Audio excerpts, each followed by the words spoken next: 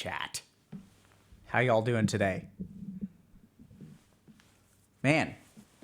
Okay, so welcome to another Healthy Gamer GG stream. My name is Alok Kanoja. I'm a psychiatrist. Just a reminder that everything we do today is intended to be for educational or entertainment purposes, and nothing is intended to be taken as medical advice. Extra true today because we're actually going to be playing games. So I'm going to eat real quick. So I was thinking a little bit about how, like, when we started out, it's going to be food stream, okay?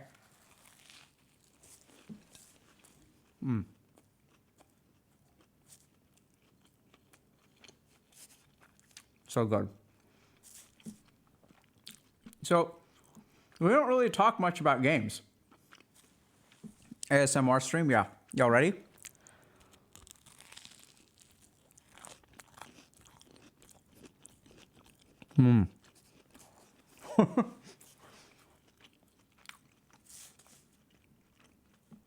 And the toasting on the toast. So it occurred to me that we don't really talk much about games anymore. So occasionally we'll play like Dota or something, right? We talk about negative impacts of social media. We talk sometimes with people who are having unhealthy gaming habits. Well,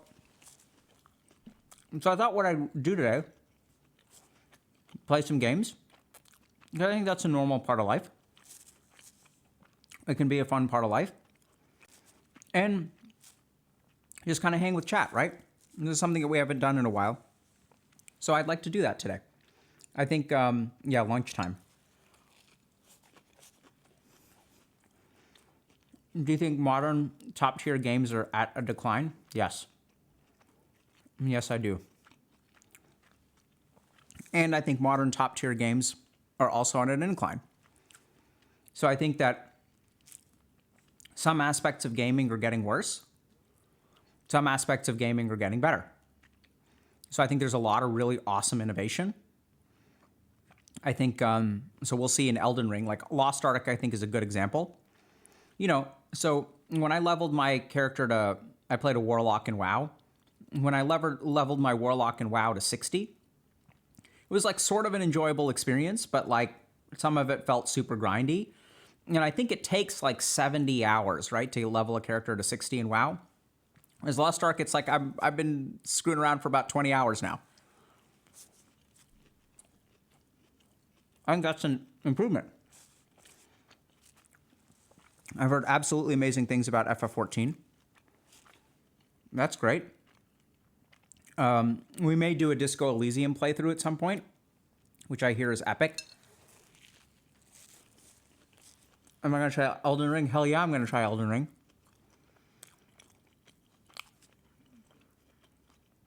Play the new Dota patch when it drops. Dude, if new Dota patch dropped, I absolutely play that. If we play Dota, we'll also do a little bit of education, okay? So if we play Dota, we're going to teach y'all how to be good communicators in a video game. This is a secret project that I've been working on, where a lot of people will say in Dota, the best way to climb MMR is to mute all your teammates. Whereas I disagree 100%. Dota's a team game. Muting your teammates may reduce toxicity, but you're depriving yourself of a huge advantage. And I found that actually like communicating effectively with your teammates is like OP. So we'll see what happens today if we play some Dota. It doesn't always work, but I'll give you all just an example. So at my MMR, I had a game, for those of y'all that don't know Dota, sorry, it's going to be a little bit specific, but I had a game where I play +5, so I play support, and I had a PA as a carry. So like 6 or 7 minutes into the game, I ask my PA, hey, are you going Battle Fury or Deso? Because depending on whether like you want to go Battle Fury, I'll stack camps. If you want to go Deso, I'm going to ward around Roche so that we can take Roche like when you have your Deso. And so instead of telling the PA, hey, don't go to Battle Fury or go Deso, right? Like, and also like instead of just ignoring what the PA is planning on doing, I ask a question. And by asking the question, the PA's like, I think I'm going to go Deso. I'm like, okay, cool. What that also does is sets our entire team. There's like a conversation, right? Because these other people are listening, unless they've muted everyone. And so they all know, like, okay, like we're going to take Roche at like 15 minutes. And then like when the PA has the Deso, it's not like, hey, maybe we should take Roche. It's actually like the whole team. It's like bizarre. At 15 minutes, I'm like, hey, PA almost has Deso. Let's get ready to take Roche. I'll get a smoke. And then like at 15 minutes, we just go and take Roche. And at 2K MMR, that's just so OP.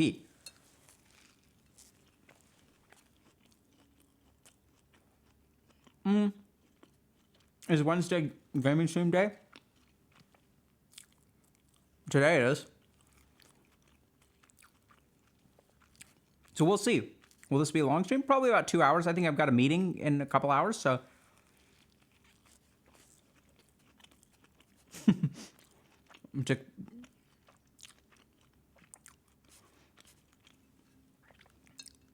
If your PA has Deso at 15 minutes, it's not 2K MMR. It is if they've got Dr. K in as a lane support.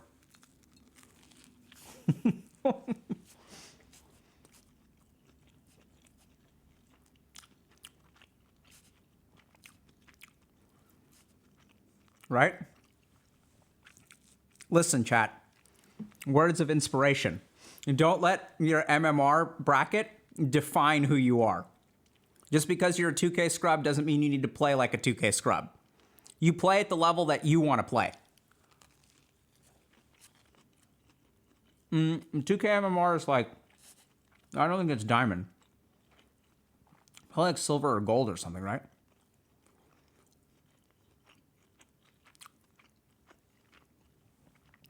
It's got to be low. It's like, all right, I'm gonna go wash my hands. And then we're gonna play some Lost Ark. Okay?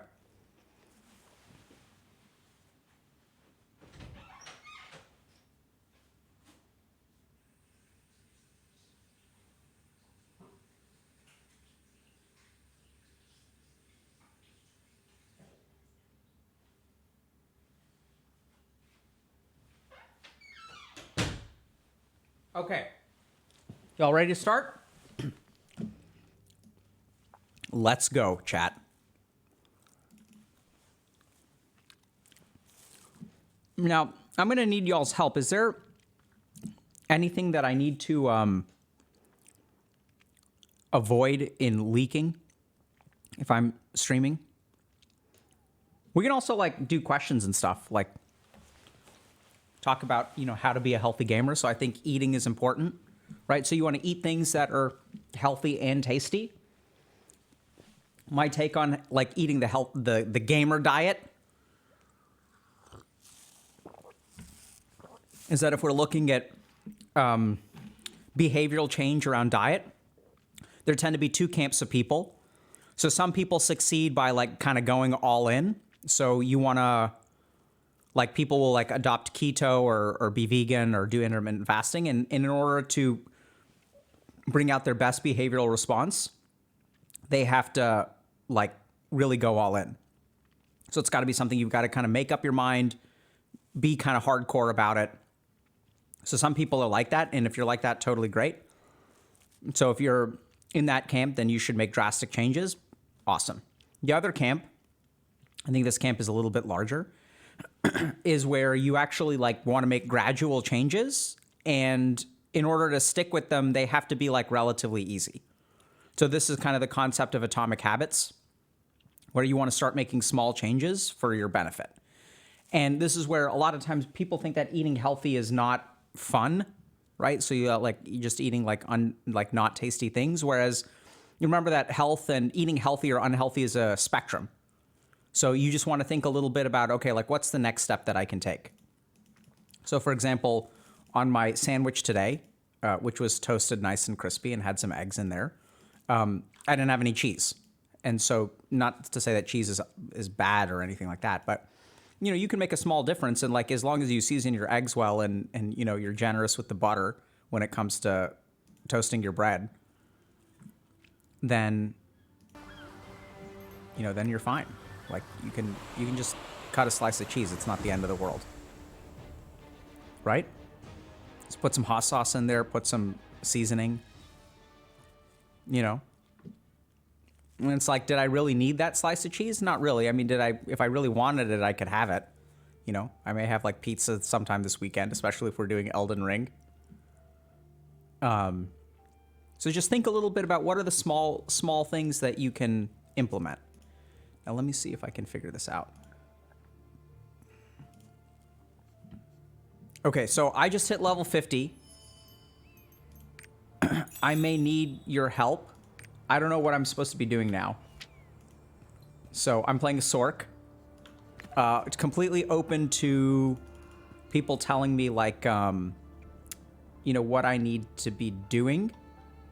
Like, in terms of building stuff. Let's see, should we do this? By the way, chat, do I need to be doing stronghold stuff?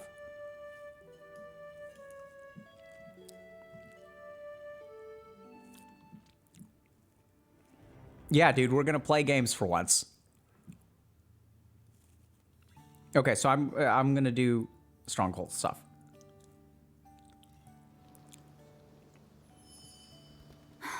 You're back. I was waiting for you. There are matters that need your approval. Unrivaled. That's the word that represents the Let's do this. merchants.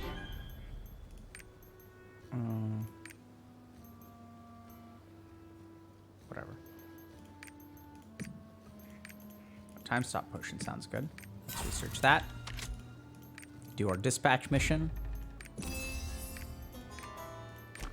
Send these guys. Easy. There's this dude. What does this guy want?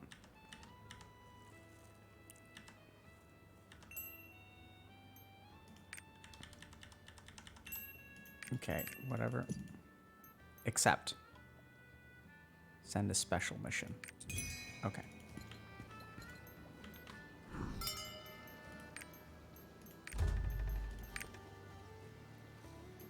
Alright, I don't see how to do that. Select this.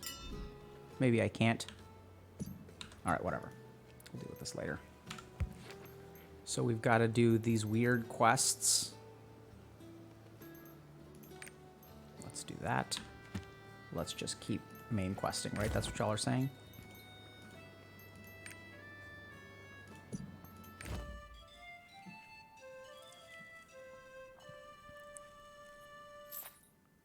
Do y'all want me to stream Elden Ring?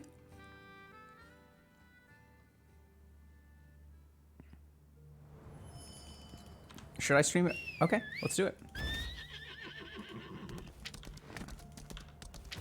I'm down. Is the Pope Catholic? That's a good question. Oh no.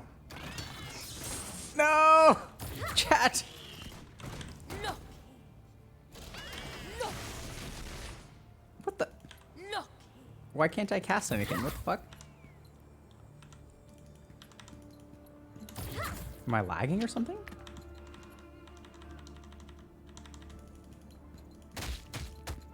Yeah, there's some... Oh god, chat. We're lagars. Oh no!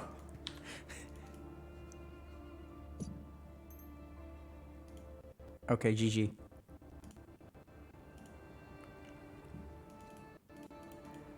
GG.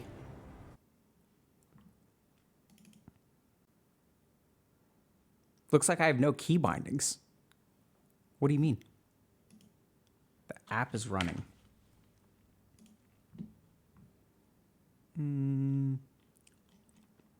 Let's see here.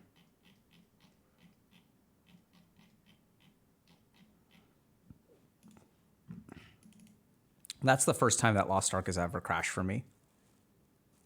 Poll not necessary. Okay, let's do it. Let me figure out how to do it.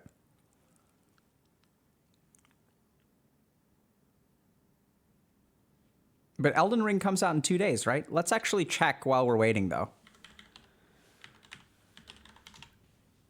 Is patch live yet? Isn't patch supposed to go live at some point, chat? For Dota 2? Nothing.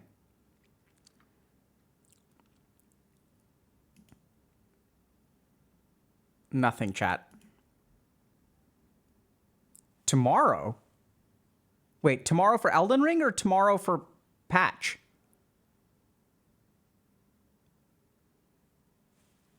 Oh my goodness. Elden Ring is tomorrow at 6?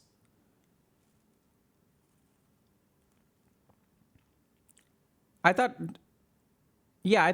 today was Dota and Friday was Elden Ring.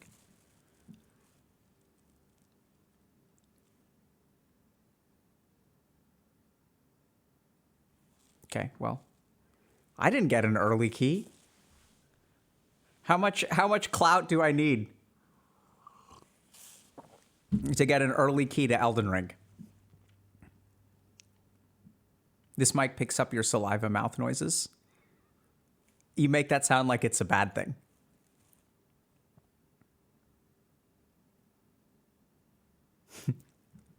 You have enough? No, that's okay. I'll wait for everyone else, I suppose.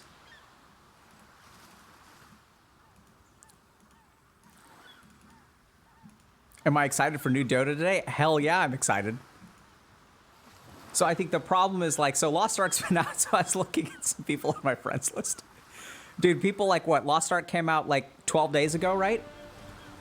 For early access was like the 8th or something. And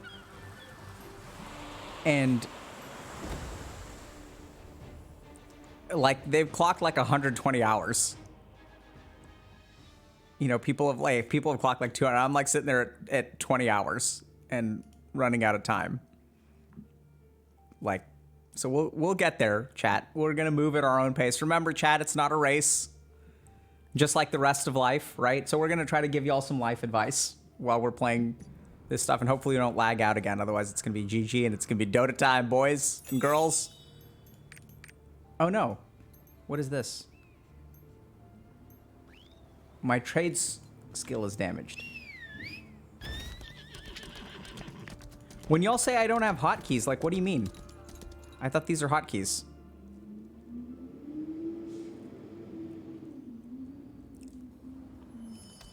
Yeah, can y'all tell me what the deal is with GTARP? Like, what is that? I think that, okay. Huh. An outsider? What are you doing here? Okay, let's just go do this. I don't know what this crap is. I can't farm a mushroom. But I do need some dream flowers for some crafting, so let's do that.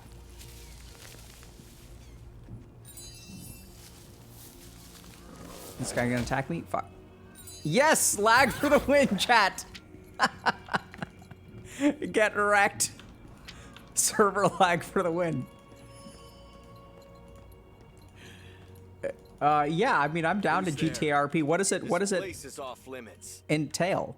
Uh-oh.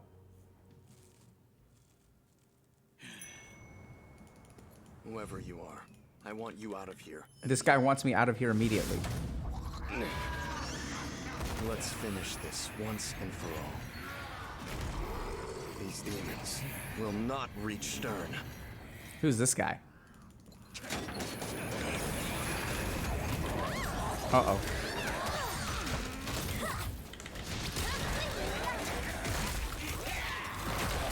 Uh-oh, I'm lagging. Oh. What is going on? Is this because I'm streaming at the same time? GG. Okay, looks like we're playing Dota.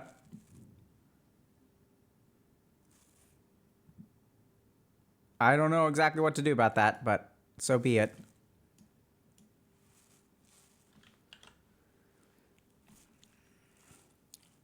So that's fine. Let's go ahead and play Dota, I suppose. But who on earth is going to be playing Dota right now? What do y'all think? Disco Elysium or Dota? Y'all tell me. We can get Disco Elysium.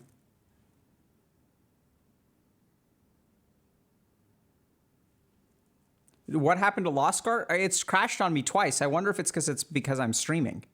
We can try Lost Ark one more time if y'all want. Because I'd like to play Lost Ark.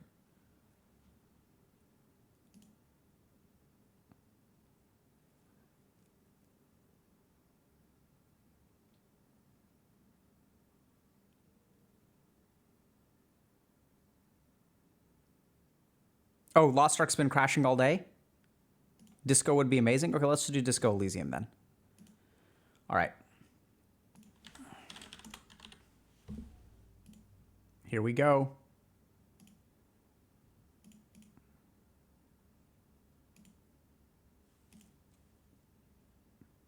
All right, let's see how long this takes to install.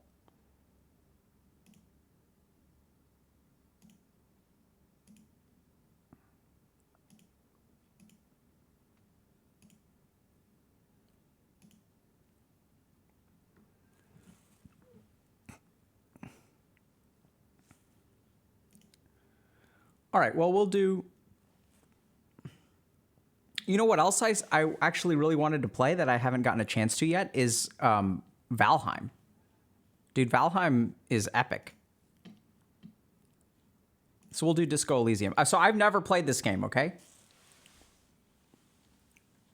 Did I play Ocarina of Time? Absolutely. I thought Majora's Mask was... I liked Majora's Mask more.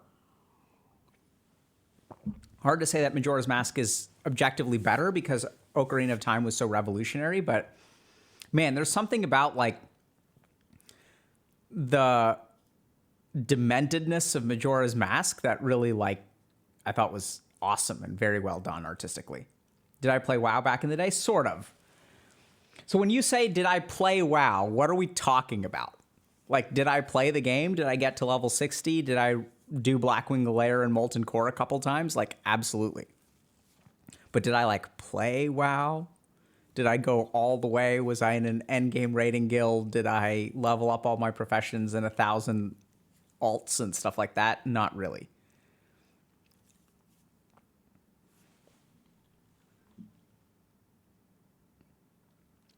What kind of books do I like to read? So I'm reading...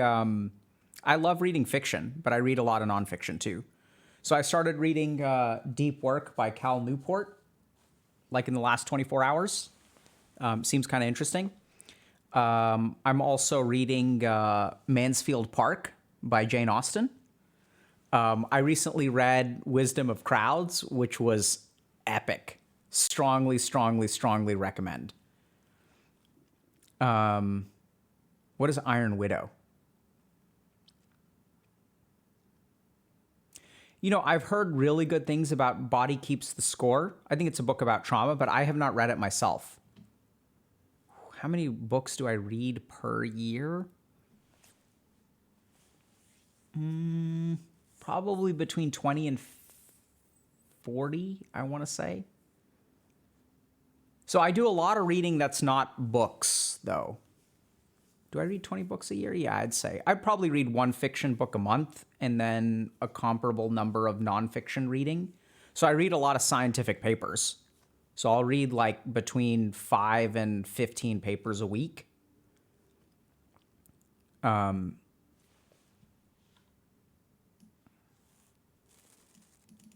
in my garage, yeah.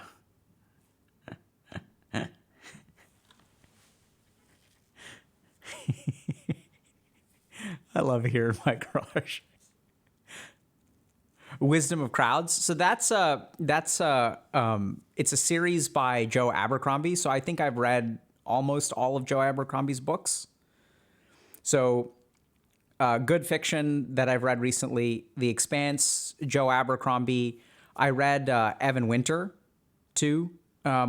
I used to read a ton of Brandon Sanderson back in the day, less so more recently. Like, as he's moved a little bit into the YA direction, I've kind of slowed down on Brandon Sanderson.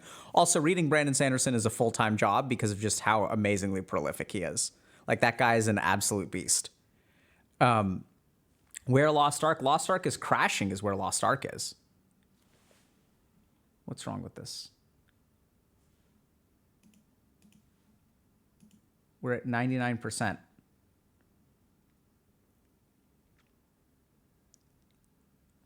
We're not downloading the last 1%. No, I haven't read any Haruko Murakami novels.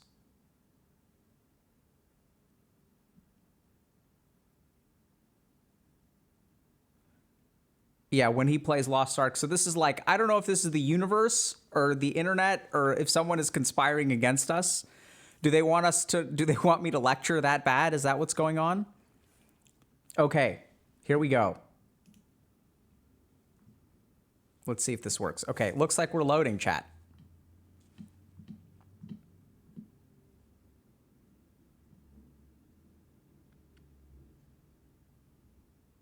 Let's figure this out. Lecture on mental health in Dark Souls. What can I say about mental health in Dark Souls? First of all, okay, new game. What should we be? Okay, so thinker, extremely intelligent, very bad with people, knows interesting facts, comes up with original ideas. Sensitive, very psychological, a magnetic personality, but unstable. Physical, extremely physical, interacts with the world. What do y'all create your own? What do y'all think? Sensitive for sure. Thinker. I usually like to play mages. I don't know what MOT is.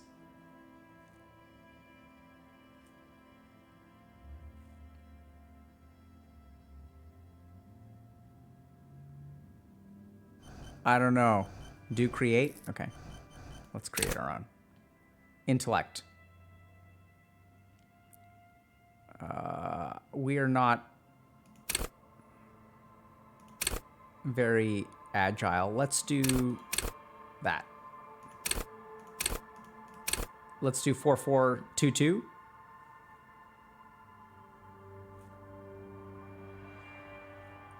This is what I'm going to do. Or do we want to min-max? Okay, let's do it.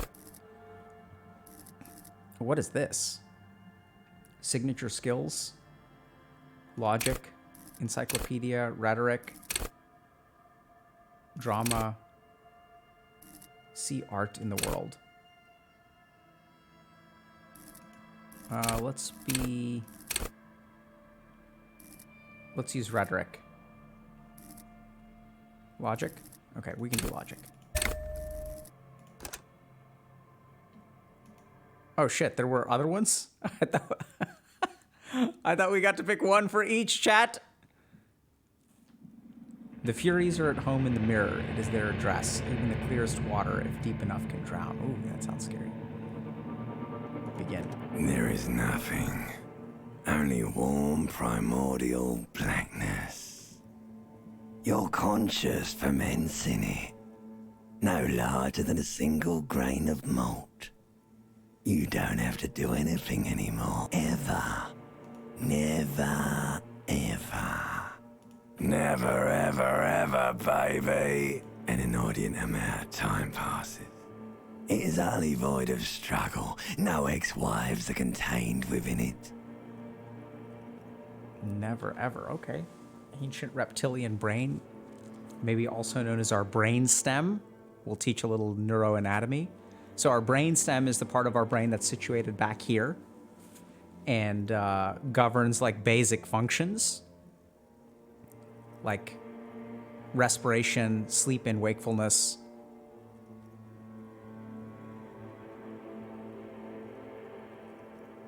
No ex-wives are okay. Yes, it is. An awareness creeps up on you. Oh, this is cool. Limbic system. Lies hidden in your dead angle, soaking in some lurid acidic sauce. It's bloated and shameful. A ball of meat surrounding you. This is a terrible line of questioning, and it will only lead to more awareness. So what I'm getting here is that, so the limbic system is our emotional circuit. So usually we think of things like the hippocampus, the amygdala as part of the limbic system. And so this is like where we experience emotions, memory, and learning, which are very tightly bound. So it's kind of interesting, right? Because sometimes we have emotional, our emotions will keep us from becoming aware of things. So if we think about the fundamental concept of psychological defense mechanisms, that's oftentimes we'll experience an emotion that will then control our like logical or intellectual mind, but it's actually to protect us from something inside. So we're gonna ignore the warnings of our limbic system. Ex-love, ex-tenderness. It is foolish of you to resurface to the loss. Not after all the damage you've suffered to get here. Some of it irreversible. Stay. Sail with me through the abyss of pelagic zone. Let's get out of here, chat. Do you really? You wouldn't like it if I told you what was back there. Why'd you think you had to bludgeon yourself into oblivion? Or did you not sense yourself marinating? Poured so much on yourself, got a bit carried away, did we, Chef?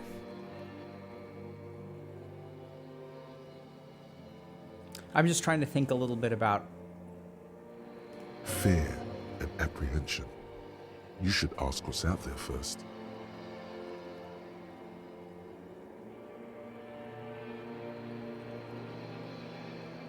So...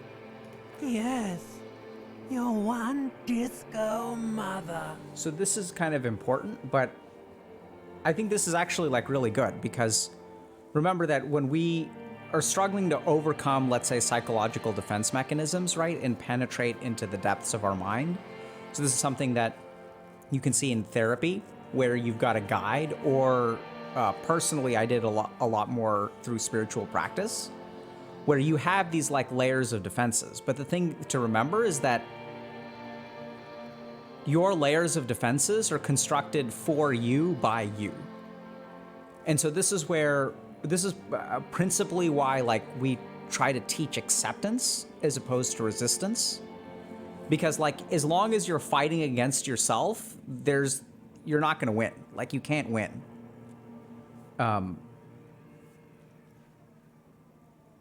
So I certainly do care. I'm not an idiot nor a brave idiot. There's this giant ball there. An evil apes. And the evil apes are juking it out on the ball. Sounds like this is Earth. You can't even make out it's a ball when you're joking it out. It's that large. Infinitesimally small. Vying for resources is just a stupid expression you picked up somewhere. The part of the presentation you want to take home with you is this.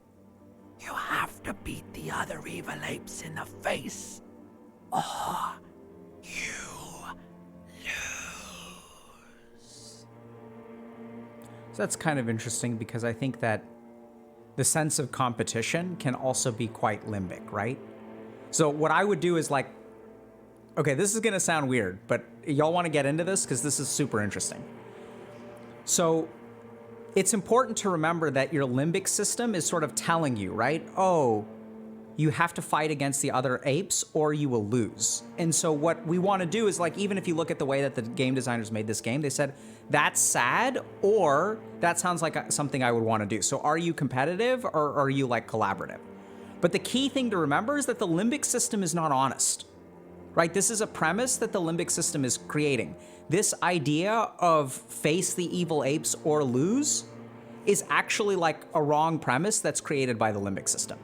So if we think a little bit about, let's say, like misogyny or misandry or political hatred, or like, you know, like sometimes our mind creates this circumstance in order for us to act, but we don't question the foundation of the choice that we're given, right? Like, so like, for example, people sort of saying, you know, oh, the world is an evil and cruel place. It's like, it's kill or be killed, or, you know, eat or be eaten. And that's a premise that is born of experience, but can also be born of emotion.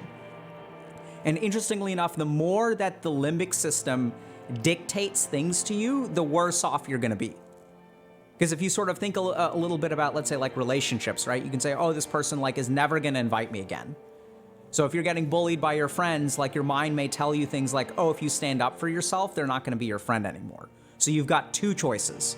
Either you continue to get bullied and you have friends, or you stand up for yourself and you won't have friends.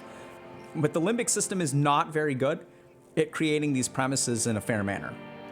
Yes, it is. And you drowned in that sad. You lost. The sound outside, you recognize it. It's a Caprice Canena motor carriage.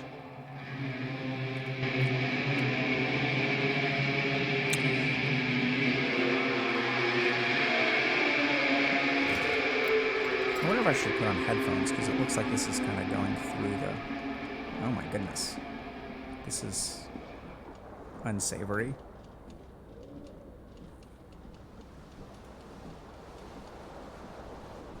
Okay. You Ivan hear King. a jingle. Keys are clinking in the pocket of your flare cup. It says, whirling in rags, on the aluminium key ring. There is a single key on the ring.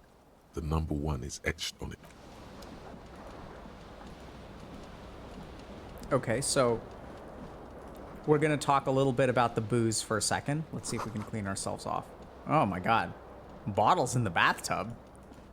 Okay, so sometimes when people develop a chemical dependency on alcohol, what happens is if you drink alcohol for a long period of time, you develop a physiologic dependency. And the interesting thing is once your body gets used to that physiologic dependency, without the in the absence of alcohol floating in your brain, you actually like have difficulty functioning. So you can also think about a caffeine dependency. That's another really common one, a nicotine dependency. And so it's kind of interesting because in this situation, if we want to stop walking around like this, like I wonder if we just pick up the booze and we drink it and then we start walking around normally.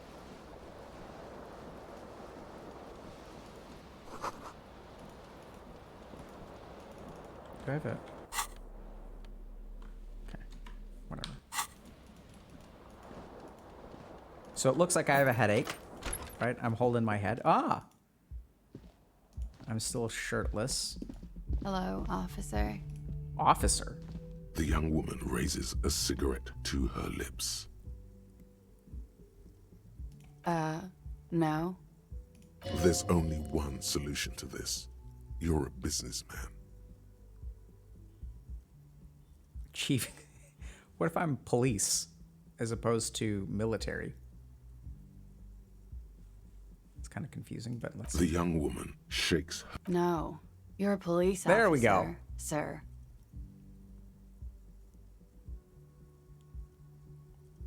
I am, yes.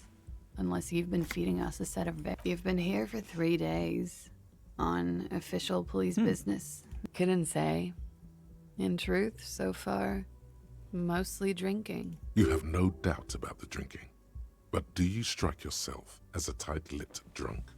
She must have heard something.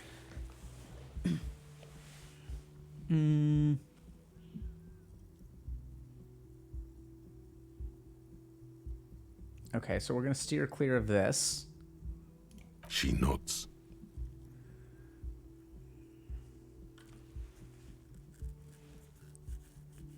How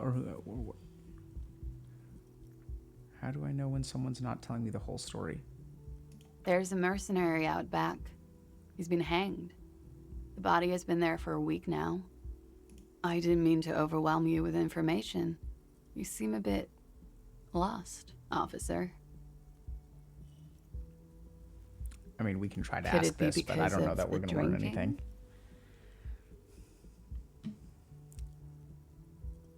Don't be so harsh on yourself. They let almost anyone. A glib remark. Don't let it stand. Assert yourself. Ah, so this is kind of interesting, right? So now this authority seems like the ahamkar, right? Assert yourself. Don't take the insult. Right? Like, this is the ego. Y'all see that? Teach her. Show her that we're not going to take that laying down. Now, this is kind of interesting because this is the point where I would say, like, if we're trying to be good people, we just let it go. Like, it's okay, you know? We don't let our ahamkar respond to things. At the same time, I'm kind of curious about what this what this will do. Like, is this a stat that I need to improve? Like authority? Because this will improve the stat. A fondness for contradictory statements. Now she's screwing with me. Oh no, chat.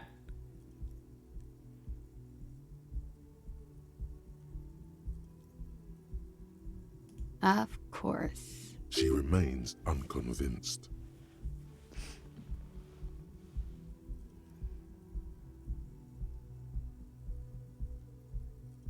Okay, so we're gonna do the... Of course. Be careful, officer. They don't like the police around here. She looks back at you. Goodbye. Okay.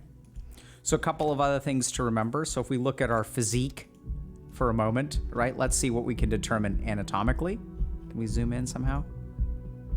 So we see kind of a pot belly. This can be somewhat common with alcoholism as well. Sometimes we'll get liver hypertrophy, liver inflammation.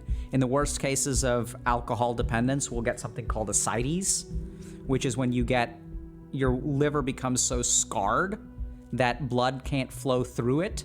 And if blood can't flow through the liver, it kind of pushes fluid outside of your liver, and then you get like a belly full of liquid. Doesn't seem like we're quite acidic yet. But, you know, we have bags under our eyes. We seem to be maintaining some amount of musculature. We're hairy, which is fine, I suppose.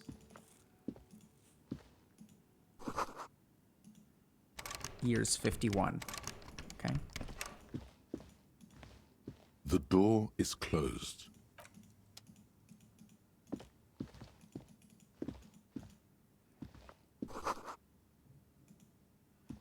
Can I like read that or what?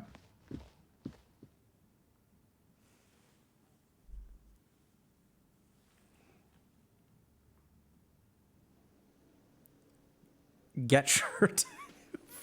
Fuck that. Shirts are for noobs. You guys can't help me. This is something I gotta figure out on my own. I gotta figure out how to dress myself, chat.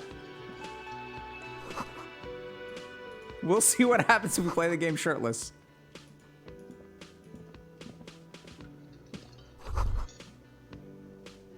You should totally sing karaoke here, the first chance you get. Your emotions need to be expressed. People need to know your vast, oceanic soul. Of course, at this point, precise measurements of your soul can only be performed from the outside. So this is also something that's kind of interesting. So I've worked with a lot of people. We're going to talk a little bit about creativity and substance use for a second. And this is turning out to be a little bit more informational than I expected. So just a reminder, you know, this isn't medical advice. So if you guys have concerns around substance use and you're a creator of some kind, please go see a professional. But I've worked with a lot of artists, and substance use is super interesting when it comes to artists because it seems to facilitate, or they will experience some facilitation of their creative process through substances, whether it be like marijuana or alcohol or nicotine or caffeine or whatever. I think, for example, I want to say that I've read that Stephen King has sort of talked about using like stimulants pretty heavily in his earlier like writing of his books. But I think Stephen King, and I could be wrong there. I could be getting people mixed up. But I think that over time, you know, what tends to happen is that most, hopefully, artists will sort of like learn to be sober. And generally speaking, the vast majority of my experiences taught me that like accessing that creative process is absolutely possible with substances. But the key thing is that substances make it easier, but oftentimes will debilitate you in other ways. So with the work that I do when I work with artists, we really work hard on accessing that creativity without substances. And I would say in 90% of cases, like people end up performing just as well or even better without substances. It's just harder to access, right? Like sometimes alcohol can serve as a social lubricant. And in that way, different substances can serve as, you know, creative lubricants. But we can still sort of do it on our own. It's just not as easy. through a PA system. By other people. You have not yet stumbled on the right lamentation, but it's out there. It'll come to you. You will wreak havoc with it. Don't worry. So once again, it seems like we've got kind of a negative emotional Serves cast them here. right. Wipe that smirk off their face with you. You have to find something tragic to sing first, though. Okay. So I need to get a hold of a sad song tape. Sure? Yay or nay? Chat, what do y'all think? A man in his late 20s stands behind the counter, inspecting a stuffed seabird. As you approach, he gives you that was disdain in his eyes. Even now, he's purposely ignoring you. Oh no, you're a hero. A real hero cop. Yeah, so that's this is actually good. So sometimes if y'all notice something, you know, I think sometimes people will think if there's disdain in someone's eyes, something tells me you don't like me. Like, some people may interpret that response as aggressive, but I think actually being authentic in the moment is actually very helpful. So I think that's a good thing to say. Like, you know, hey, acknowledge what you notice in a non-aggressive way. That's actually like a really good conversational technique. Right, so now we're hearing sarcasm. Could the massive property damage upstairs have anything to do with this? Ah, sarcasm. 2 for 2, chat, in terms of predictions. So do we want to call him out on it? Sure. Am I? Or did you ride in, take the body down, solve the murder, and not trash my hostel room? Do we want Ego to step in? So now do we want to be apologetic? Let's be apologetic. No, you see, actually, you didn't. You haven't done anything even remotely useful since you got here.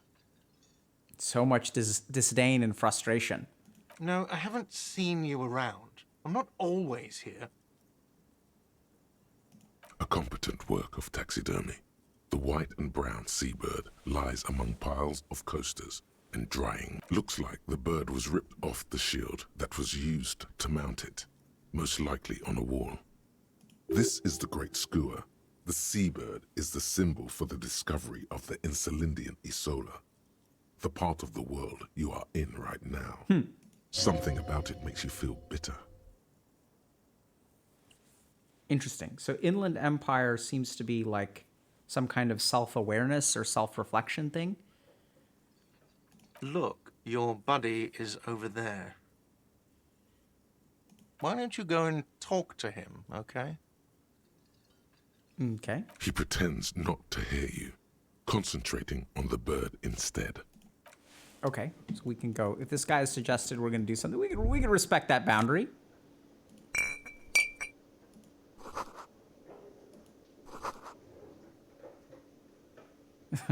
Menu has been wiped clean, only the word Monday. What does this mean? Okay.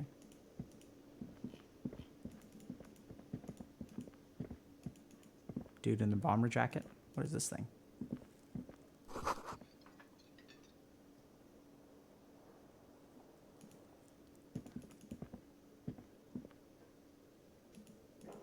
Electric juicer?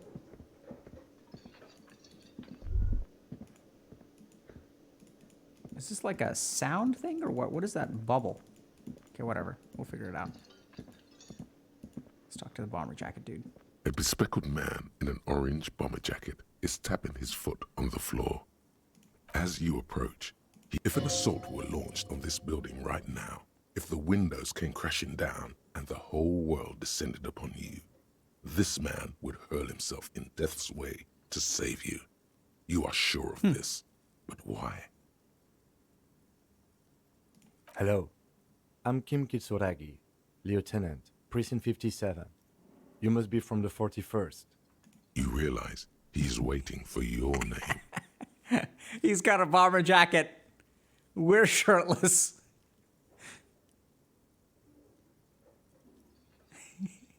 This is your chance to come up with a really good name for yourself. Get creative. Conceptualize. Let's do it.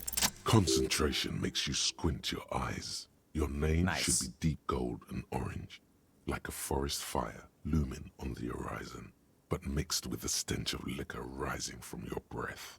You're 2 steps closer to it, but there are still many to go.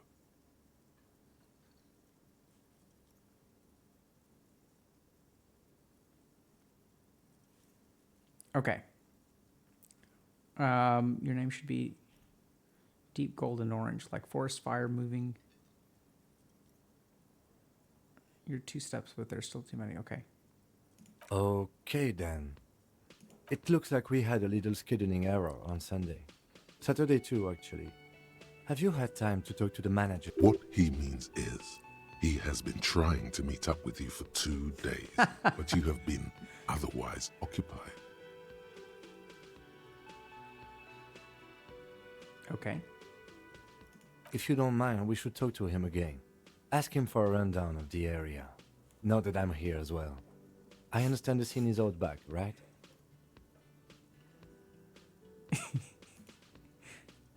It also wouldn't hurt to assure him the police are finally here. In full force, I mean. Have you mapped out the initial interviews? Okay, so a piece of advice, chat. You know, I know a lot of people say fake it till you make it. I don't tend to be a big fan of that. So I think this is the sort of situation where I would say, like, you know, if you're lost and there's someone here who is here to help you, the quicker you know, like, so we've got 2 options, right? We can preserve our ego and we can say something like this. Yes, the police, I'm aware I'm a policeman. But this person knows that things are messed up, right? Like, they're aware that I've had 2 scheduling errors and I show up on day 3 without a shirt. So I think this is the safe move, right? So if you screw up, just like own it and then like ask for help. Okay? Life advice through Disco Elysium. Okay, we'll have time for that after we take a look at the coroner's case. Fair enough. Have you removed the dead body from the tree?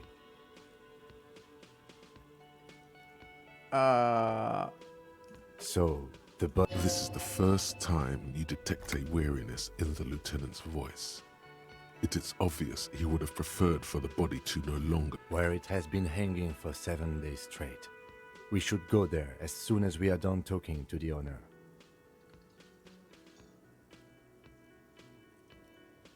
Okay. He's getting exasperated, so maybe we don't want to ask this. Let's just After get you, going. officer. So another thing, so when you ask for help, if people are kind of getting exasperated with you, like, just, you know, he's given us 2 tasks to do.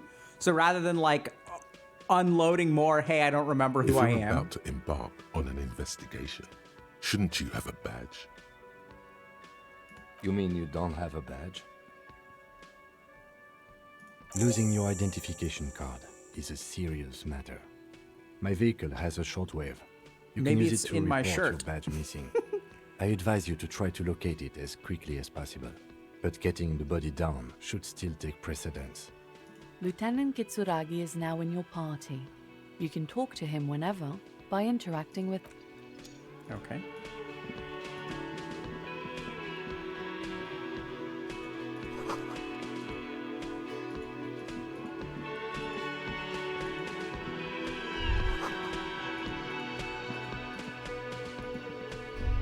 The man with the unimpressive beard notices you. Mr.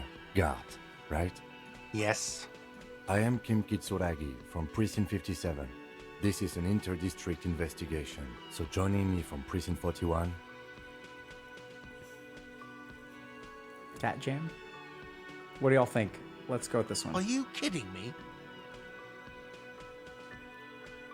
Right. Now, I know it took us a while to arrive at the scene.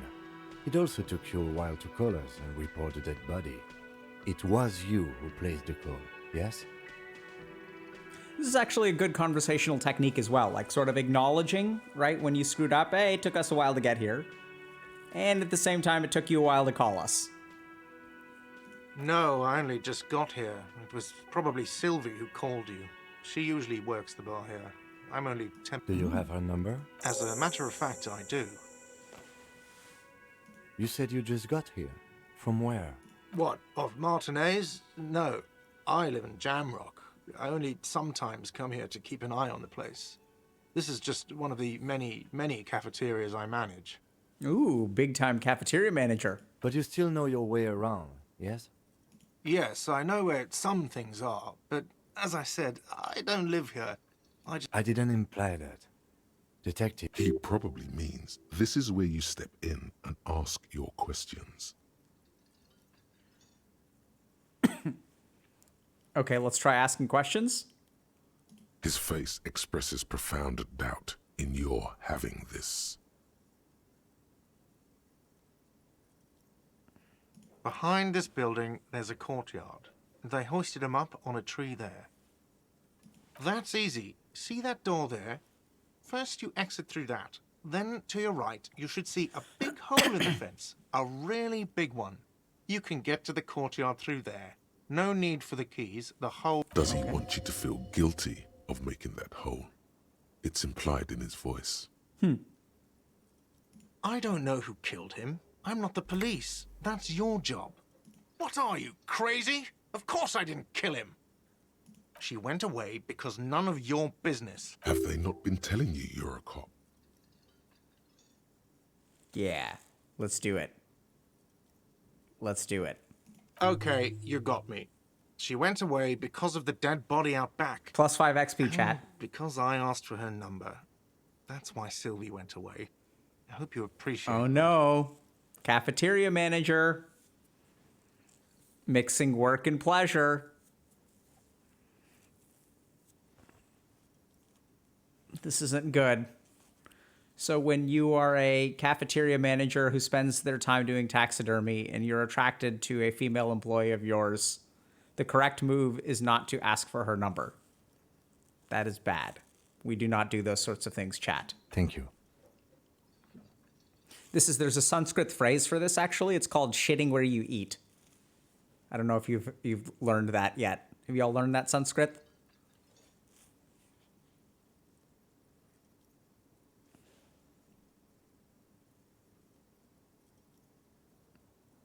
Okay.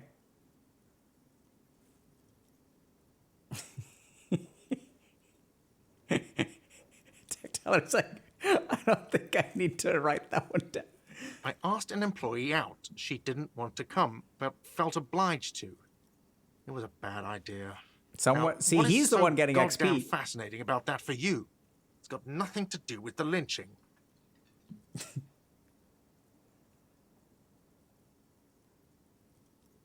So this is the kind of thing where, like, if someone's demonstrating, like, a boundary, right? So, like, maybe I do need to know, but we don't want to share our personal political views in interviews, so we're not going to do this one.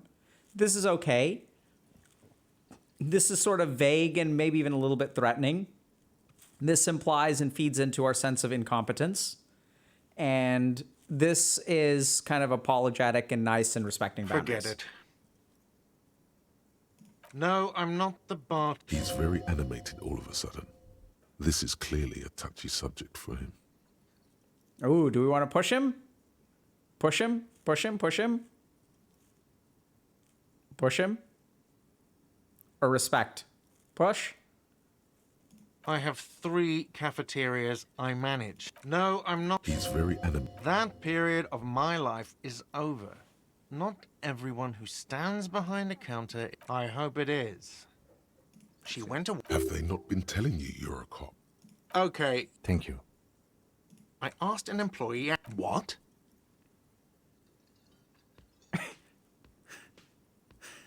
What the fuck?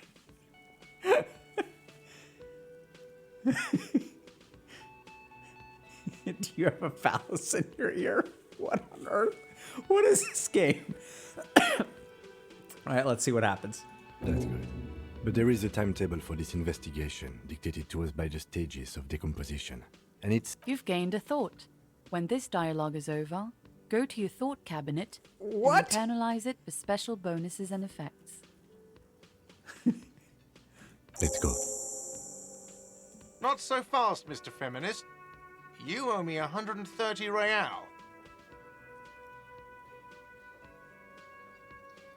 Oh, excuse me. You owe me 130 real. The IIR, or Inter-Isolary Real, is the global reserve currency. Whatever part of the world you're in right now, it's safe to assume he means you owe him some money. Wow, you're a genius. Yes, that's right, money. You owe this establishment 130 real. Let's see.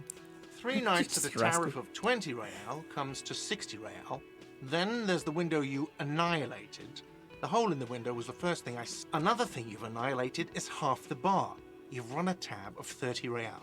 Actually, more, but we'll round it down to 30 for your hard work. Oh my god, is this the kind of thing where this is going to be our only option 60, at the end? What are you, a philosopher?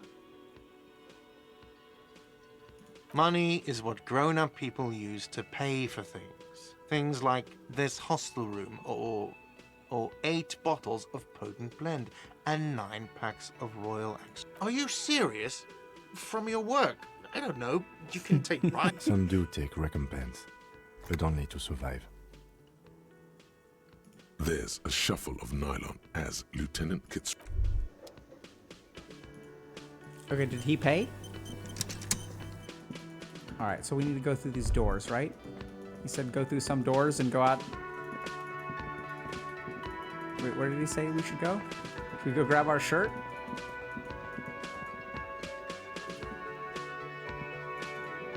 Check thoughts.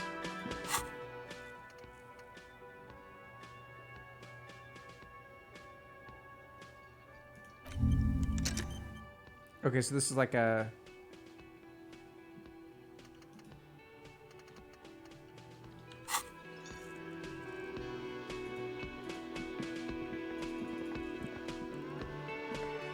Yeah, it looks like a perk. Okay.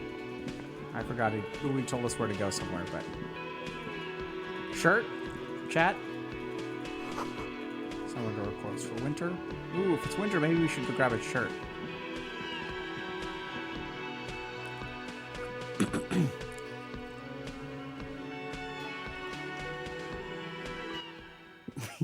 We don't have to put it on, but we'll see if we just...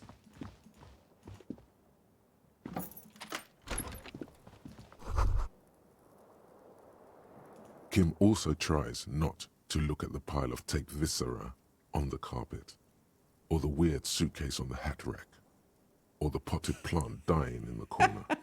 And by that you mean crimes against humanity?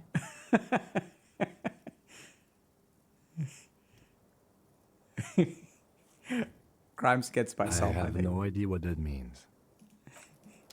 Nice.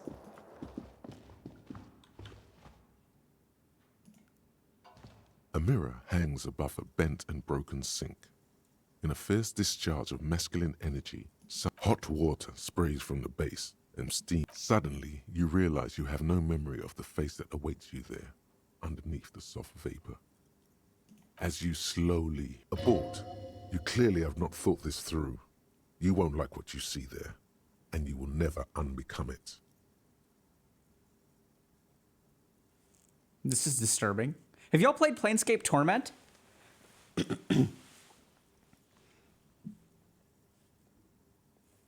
What do you think? Wipe or not wipe? This reminds me of Planescape Torment, actually. Yeah, it was inspired by it? Oh, interesting. Wipe? Behold, you have no idea who this thing is, do you? Ah, let's talk about the face of a late-stage alcoholic. Specifically, the veins on the nose, which are oftentimes spider angiomas, are sometimes developed in late-stage alcoholism where you have cirrhosis of the liver. When you have cirrhosis of the liver doesn't make proper, rusty here, I think clotting factors. And so you start to get spider angiomas, which are capillaries. So this is the face of a late-stage alcoholic. Too late. You clearly have rigor mortis on your face. Or wait, is that an expression? Are you trying to make an expression with that? Please stop. It's horrible. You can't, can you? It's like it's not even voluntary anymore. You've Wow. worn that grin into your... What does it even mean? What is the emotion you're trying to convey?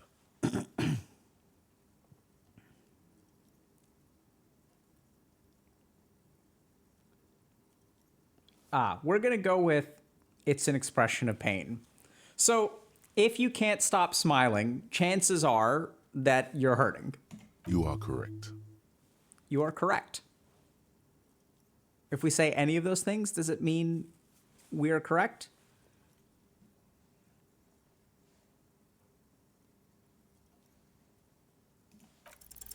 Like the rest of you, it comes from a bad place somewhere in the past. That's all you know for now. Okay. Oh no. We auto-equipped it.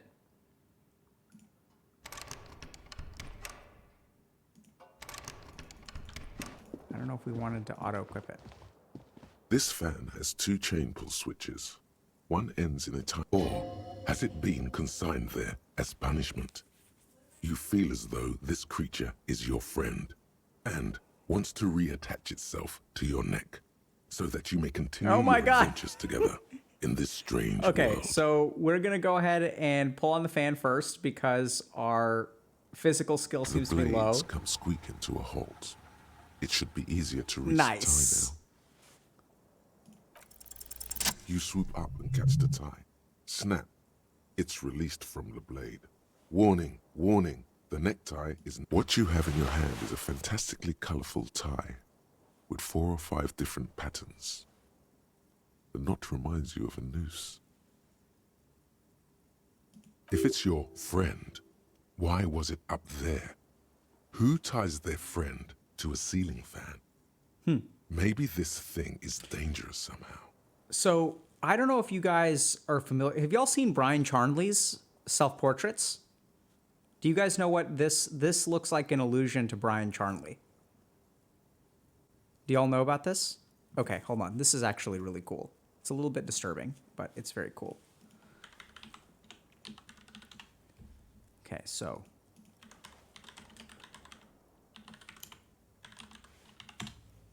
we're going to take a look at this. Okay, so this is kind of interesting. So back when I was in medical school, the chief resident at Tufts was a guy that I really respected, and he gave the single best lecture I had ever received in medical school. And his lecture was about psychotic disorders, and it was about Brian Charnley. So he was like explaining to a group of medical students like what is like. So I was on my psychiatry rotation. So it's a 1-month rotation as a third-year medical student. And the chief gives a lecture. It's towards the end. So we like learn basic things, right? This is how you diagnose people. This is pharmacology. This is how you do this.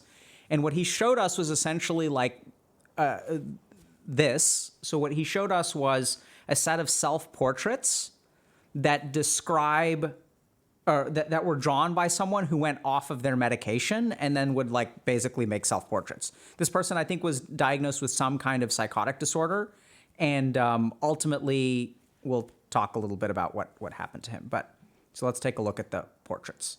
So we're going to do a set. We're going to teach a little bit about psychotic disorders. So one of the key things that people sort of don't really understand about psychotic disorders is that they have a lot to do with a sense of identity, and more importantly, like the barrier between you and other things. So what does that mean? I know it's kind of vague, but I'll explain. So our brain has this part, there's a part of our brains essentially that are constantly assessing stimuli.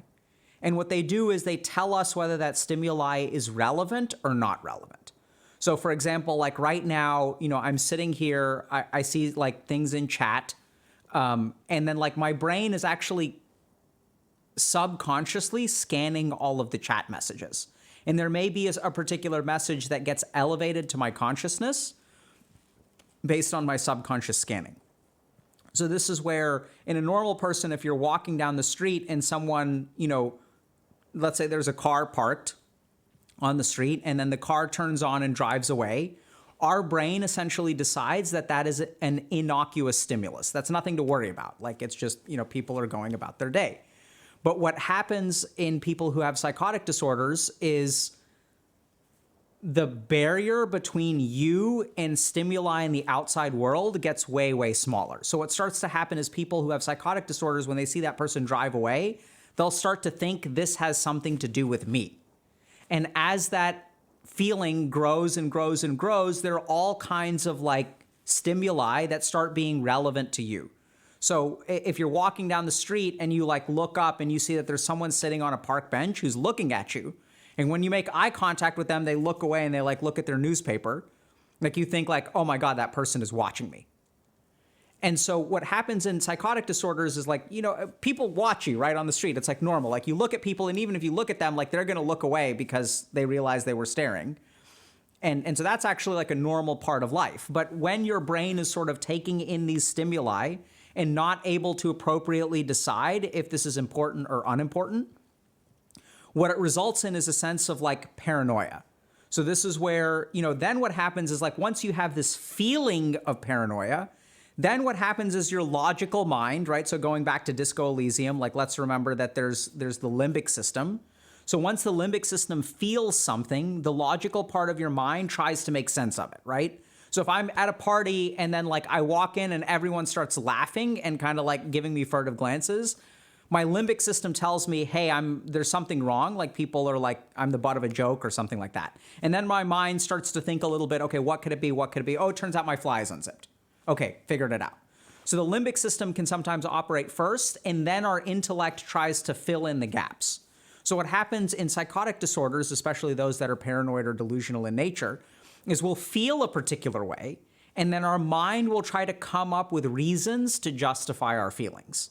And this is why you see such a common amount of like organizational stuff. So people will say like, who's following me? Well, it must be the FBI, it must be the CIA, it must be the mafia. Because what organization would have the resources to like monitor me on this capacity, right? It's not going to be like the Parent-Teacher Association or, like my doctor's office. It's going to be some large organization that can deploy people to like sit on park benches, drive around my neighborhood, do all these other kinds of things. And if you sit down and actually talk to people, or my experience of sitting down and actually talking to people with psychotic disorders, is that if you really tunnel down very carefully, what you discover is that they don't know that the mafia is watching them, but what they have is a set of observations. And that's really what they know. And then what they try to do is hypothesize what could explain those observations. So the key thing here is that the barrier between the self and things outside of the self break down in a psychotic disorder. That's one way to understand it. So let's take a look at the self-portraits. This is on meds, okay? So the first thing, like, what do we notice? We notice, like, what do y'all notice? Like, what's the difference between these two pictures, right? So we notice that there's a border, right? Like, this is him, and, like, this is not him. It's very clear. Now we start to see this. So like, what are we noticing here? So you just kind of look at this, you start to see that there's like stuff coming like in and out of his head, right? So it's sort of like, it even is sort of going into his neck. It's kind of under his sweater. So you can even see that the borders are still somewhat maintained. Like this is the lining of his sweater. So whatever this thing is like stops here, right? There's a clear stopping point of the external sense. We're also starting to see a little bit different facial expressions, right? So this is kind of normal, fun, maybe. I don't know about fun, but. And now we start to see this, where this is like, kind of weird. Like, I don't know exactly what this is. We start to see numbers. So sometimes people with psychotic disorders will get obsessed with particular numbers. These look like maybe they're dates, right? So this is the date of the self-portrait maybe. But we're starting to see like weird representations of mouth, eyes, sensory stimuli, maybe being unable to speak, patterns. And now we're starting to see like, so there's another aspect of psychotic disorders, which is like disorganized thought processes. And some of the symptoms of psychotic disorders include something called like people will lose their thoughts. So they feel like there's a thought in their mind that someone will even take out of their mind, or even people are implanting thoughts into their mind.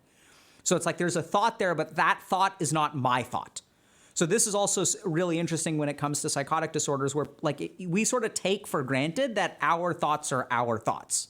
It's sort of like, it's really hard to understand until you've ever experienced something like this, but people with psychotic disorders will think that people are pulling their thoughts, stealing their thoughts out of their head, or are putting thoughts into their head. And so we sort of see this kind of represented here with like, there's a garble of like different stuff going on in the brain. This appears to be a pipe. Once again, there is somewhat intact, border around, so there's like disorganization in here. So people with psychotic disorders will also have a sense of disorganized identity. And let's move on. So now we start to see some weird like Picasso level stuff, right? We're starting to see like a breakdown of like where is the border of the self here? There is none. So sometimes people with psychotic disorders will experience hallucinations. And there's also something really interesting which shows that, oh boy, this is interesting with cigarettes and psychotic disorders. So if you look at the brains of people with psychotic disorders, what you discover, some people have done genetic research trying to figure out where schizophrenia comes from on the genetic level. What they found is that schizophrenia is associated with some genetic mutations of particular nicotinamide receptors. Okay, so there's some like channels, ion channels and stuff like that in our brain, which are a little bit different. So the interesting thing is that it appears that artificial nicotine in some way compensates for the genetic differences that are sometimes found in receptors in the brains of people with schizophrenia. Okay, so this is why the incidence of people who smoke, or the prevalence of smoking in schizophrenia, is very tightly correlated. And it may be because nicotine actually in some manner like self-medicates things. Just to toss out that sentence again. So there are genetic changes in the receptors, and I think it's nicotine receptors, in the brains of people with schizophrenia. This isn't all people, because it's not just, there's not like, you can't isolate it to one thing. But if I take 100 people with schizophrenia and I take 100 people who are healthy and I look at how are their genes different, how are their receptors different, there's a change in their nicotinamide receptors, which may explain why a lot of people with schizophrenia end up smoking, because that artificial nicotine may somehow counterbalance the nicotinamide receptor mutation. Okay, but once again, we're sort of seeing strange senses. Maybe this is like hallucination kind of stuff. Okay, so now we're starting to see like other strange things, right? So this is supposed to be a self-portrait. Remember that, right? So this is someone who's becoming psychotic, who is drawing a self-portrait. So when you ask them, draw a picture of yourself, this is what they produce. So is this them? Is this them? Once again, the barrier between self and other is starting to break down. So this is like, like there's like two people in here. It's a little bit unclear what's going on. So now we start to get to some of the really dangerous stuff with schizophrenia, is that oftentimes people will experience persecutory delusions. So remember that when people experience schizophrenia, it's not a pleasant experience, right? There's a reason why we sort of diagnose it as an illness. There is a variety of essentially psychotic experiences or non-reality-based experiences that human beings will go through. So some of these things will be spiritual. So one of the things that I was really surprised by in residency is when I worked with people with psychotic disorders, I found that I was able to communicate with them very well. And furthermore, that they felt like I seemed to understand what they were going through. And part of the reason for that, I honestly believe, is because of some of the spiritual experiences that I had. And there's a guy named William James who wrote this book called The Varieties of Religious Experience, where he sort of outlined that if you look at spiritual experiences, if you look at psychedelic experiences, if you look at psychotic and experiences from people who are mentally ill, then you start to see that there's some kind of common element, right? Because remember that the brain can only do, it has a limited amount of things that can activate it. So if I take a psychedelic compound, it can't make something new in the brain. All it can do is activate what already exists, right? So, I mean, in the case of like cytotoxic substances, you can destroy things. But generally speaking, if we look at like psychoactive compounds, they don't create new structures in the brain, right? They may create some amount of like neuronal adaptation and, ganglion cells can change and astrocytes may be changed and stuff like that. But generally speaking, what happens with nicotine, with alcohol, with marijuana is that they activate existing circuitry in the brain. So the key thing here is that at some point, oftentimes people with psychosis will start to experience some amount of persecution or danger, right? It's like the mafia, the FBI, things like that.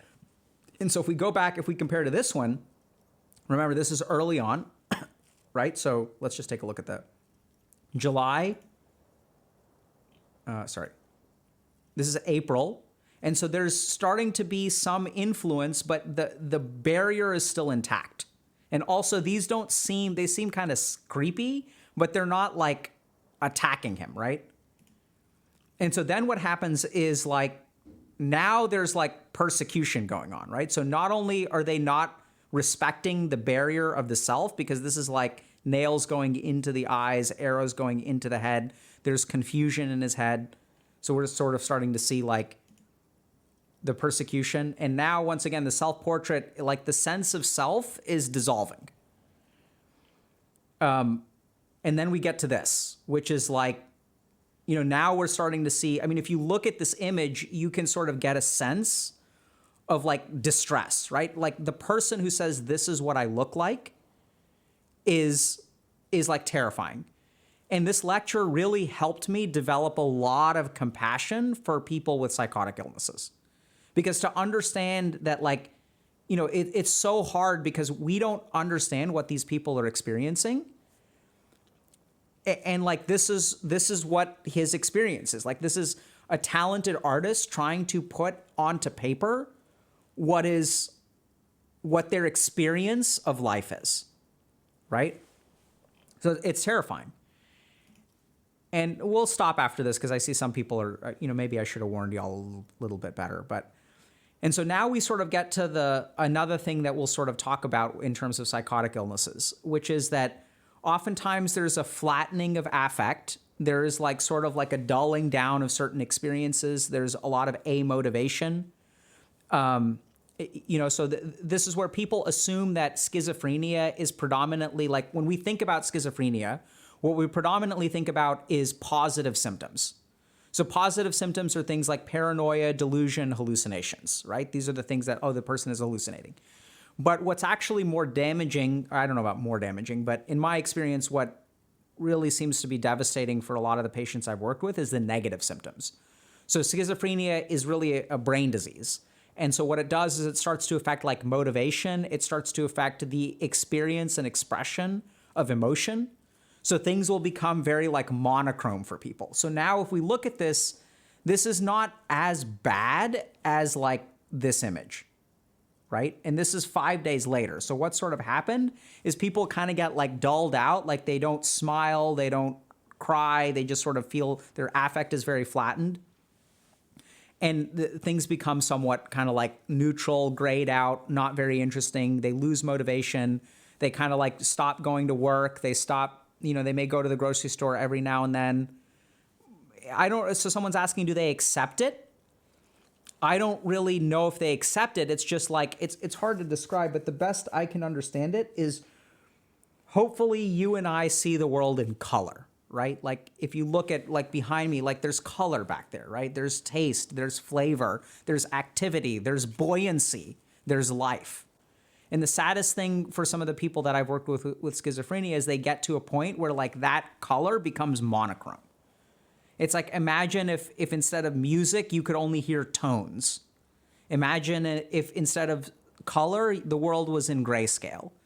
And just because things are in grayscale doesn't mean that there isn't beauty. And this is what's really important to remember is that schizophrenia is a disease, but you can absolutely have a fulfilling life, hopefully. It depends on the severity of the disease. But I've seen a lot of people overcome this and start to build a life that is enjoyable, form connections, get married, even have children.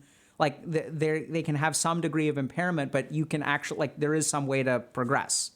Even though this is monochrome, you know, people can still enjoy coffee. They can still enjoy grayscale. And like, that's the real thing that, you know, I want y'all to understand. If any of y'all, I see some people, I don't know if people are being serious or not, but if this resonates with you, please, please, please go see a doctor. Because the good news is that there are treatments for this, right? And there's good evidence that shows that the earlier that you get into treatment, the better your outcomes are. So there's been an emphasis in the last, I want to say 10 to 20 years about catching schizophrenia early, because the earlier you catch it, the more you can sort of adjust its course. And that's true of basically any disease, right? So if we catch heart disease early, we can alter its course. Why do we recommend colonoscopies for everyone, you know, over the age of 50 in the United States? It's because colon cancer usually, you know, gets bad around 60. And if we can find your precancerous cells, your polyps in the colon, then we can kind of snip them out at the age of 50. And like you're protected against developing colon cancer later in life. So, you know, if this does ring a bell, like, it doesn't mean that you're screwed or anything like that. Just go get evaluated. There are treatments and things like that. There's a lot of like good stuff that we're sort of developing for schizophrenia. You know, we have first generation medications, we have second generation medications. The psychotherapy for schizophrenia is also getting like better and better with each passing year. There's even like really novel kind of like approaches to schizophrenia, which have, how can I say this? Very promising but limited results. So a good example is there's a group of people in Lapland, Norway, who do something called open dialogue. So let me see if I can find this for y'all.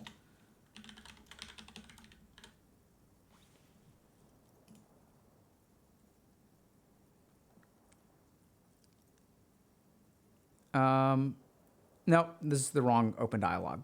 Okay.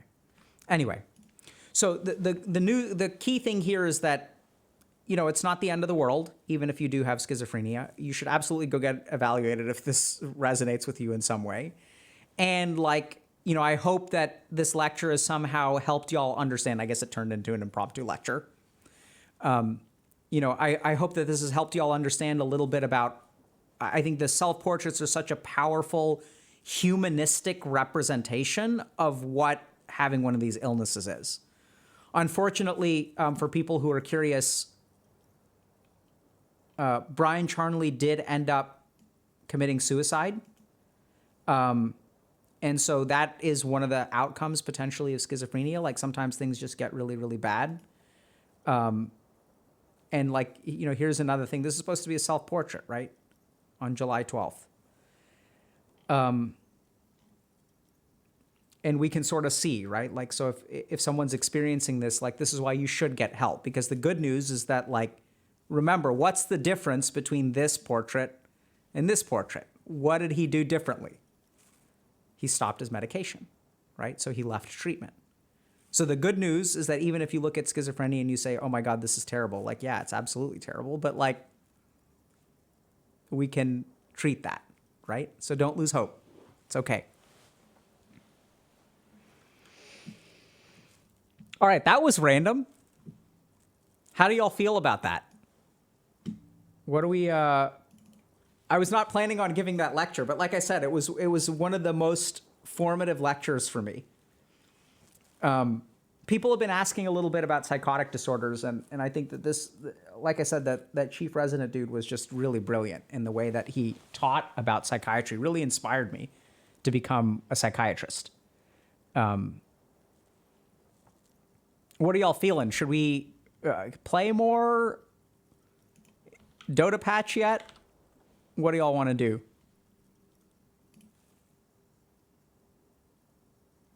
Okay, let's play more. We can play for maybe half an hour. I think I've got about half hour left. And y'all are okay with ad hoc, let's just teach about random things? Is that cool? Okay. Y'all okay? So can we get a quick poll if mods are around? Was that Detour? Detour was good? Brian Charnley evaluation was cool? Triggered by this? Or do y'all want me to stick to the game? Okay. Let's keep playing. Oh yeah, so the reason I showed you all that is because look at this. Right? This looks like one of Brian Charnley's self-portraits. Like, it's so interesting.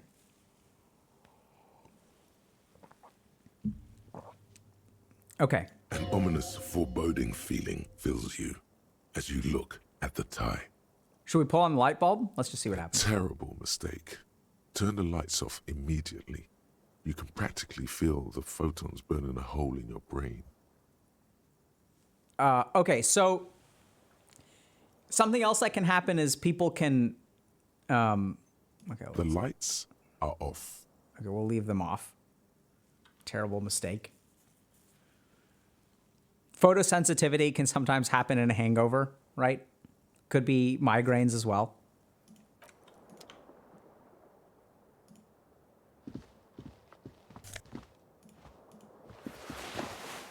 Alrighty. Look at who's fashionable now. The window stands broken in its frame.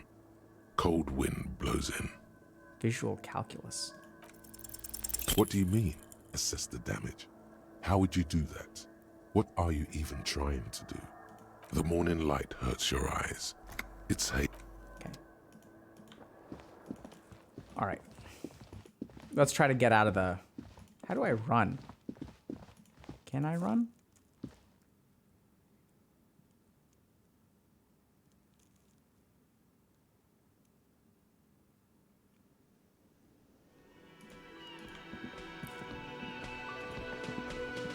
Still missing my shoes.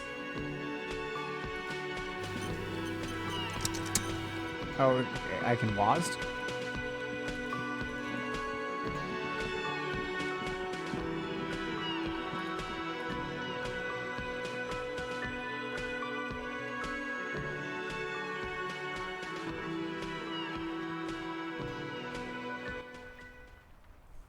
Dude. 7.31, is it live, chat?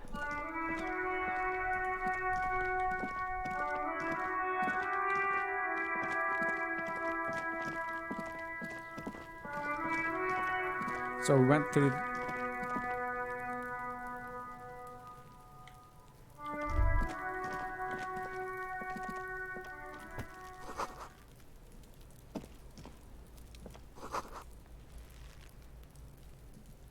Yeah.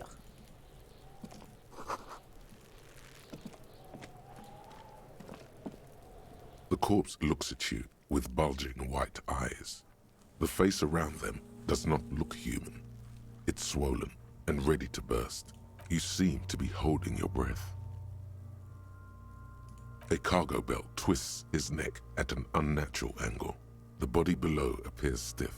It's letting out an ungodly rot. The smell seeps in even through your clenched nostrils. Active decay. It's okay to throw up, officer. No one is judging. He's about to blow! Cock's gonna blow, Kuno!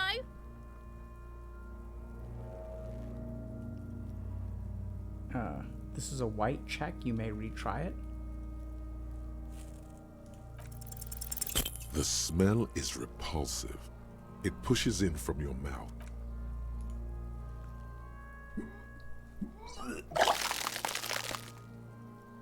GG.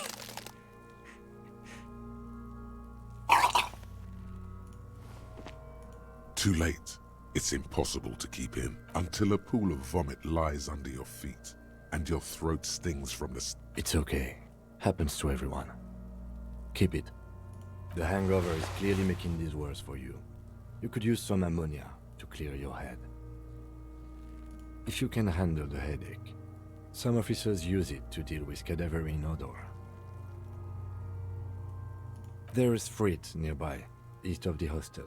They usually have a small apothecary.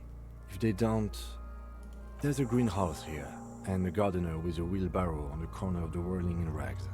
If she works here... Acquiring ammonia will provide a modifier to the white check. Modifiers make checks easier and allow you to retry them.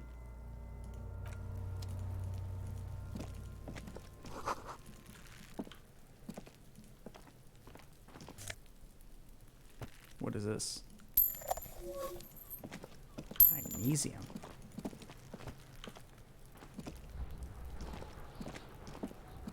There are several footprints in the mud, left by work boots. Anywhere from 6 to 12 pairs have walked here. Heavy workers' boots with reinforced toes and hobnails all over. Isn't this something an industrial worker would wear? Noted. Maybe more than 12. No. 8 pairs of boots have shuffled back and forth in the mud. 1. Standard work boot. This is cool. Steel reinforced toes, number 46. 2. Standard work boot. Steel reinforced toe. 3. Hobnailed work boot. 4. Standard work boot. Number 45 or 5. Another standard work boot. Steel reinforced. 6. An aberration. Light as air. Even pace. Impossible to tell. Could also have been an adolescent. The gait is undeveloped. I'm pretty good, ain't I? You're not bad. It's as if the whole world darkens. Everything else has a thin film of unimportance on it. And the tracks. 7. The glowing outline of a standard work boot. Number 46. But the imprints are twice as deep as the others.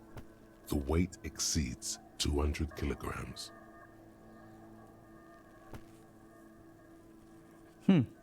8. And yet another standard work boot. Number 44. There's an aberration in the pattern of the sole, however. The right sole is smoother, more worn. Let's think about this. What would cause the right sole to be smoother and more worn?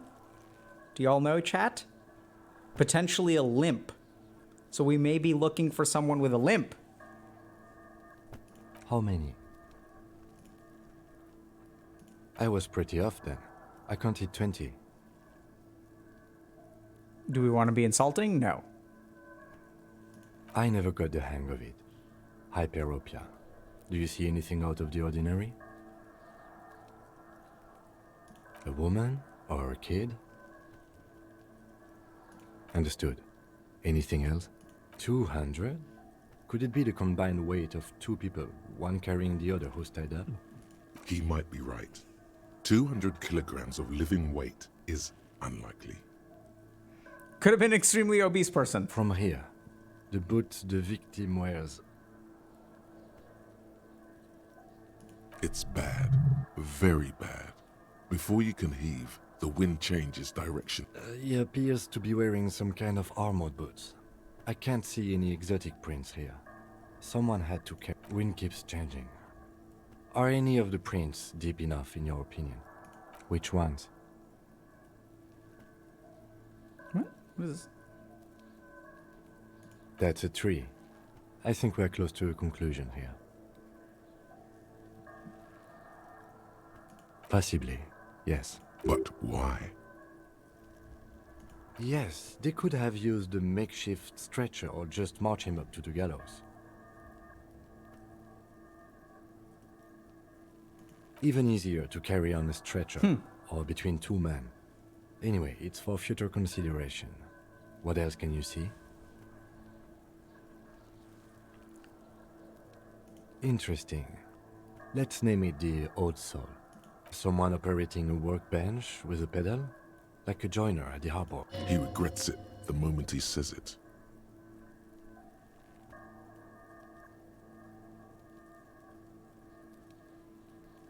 I don't know why I said that. We are not looking for a drummer. We are looking for a group of dock workers. Let's be empathic, chat. Come on. Perhaps it could be a driver. A driver would wear out their right shoe before the left. The accelerator is on the right. We should keep our eyes open around the traffic jam. See whether anyone strikes out as a potential suspect. Seems prudent, no? Mm-hmm. Yeah, let's be supportive.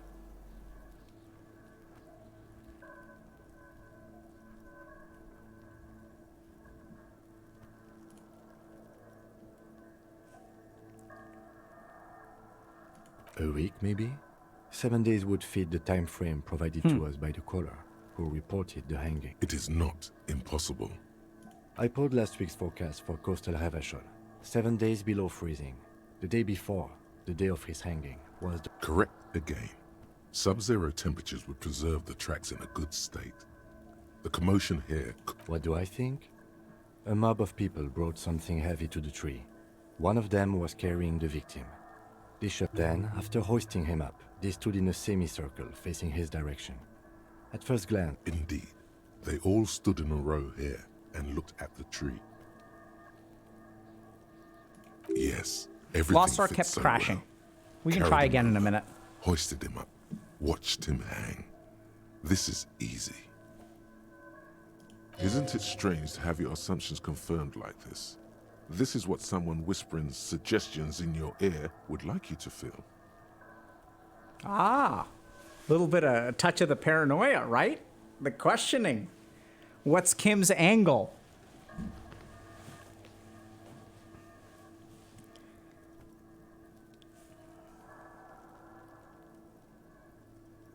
We should withhold being content. Yeah.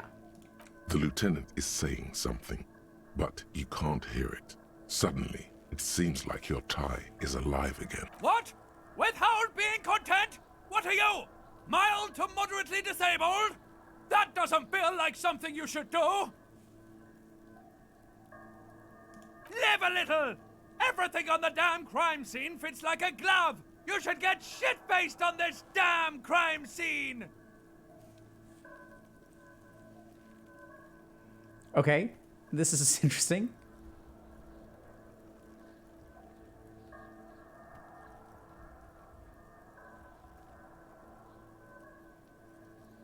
Okay, let's try to be accepting. Regardez ladrutal! He wants to have fun without alcohol! That won't be fun! That'll be... detective? We should celebrate by getting absolutely under the hammer in this yard. The lieutenant looks at you curiously. A beat passes in silence. The wind blowing. The lieutenant doesn't understand what's happening right now. You're twisting at your tie, looking sweaty even by your standards. He needs to say something. I agree. Our assumptions could be wrong. Better not to have them confirmed just yet. Do you see anything else? So this is interesting because I'm curious, like, if y'all have played this game, like, you know, I mean, okay, how do I, where's that greenhouse again?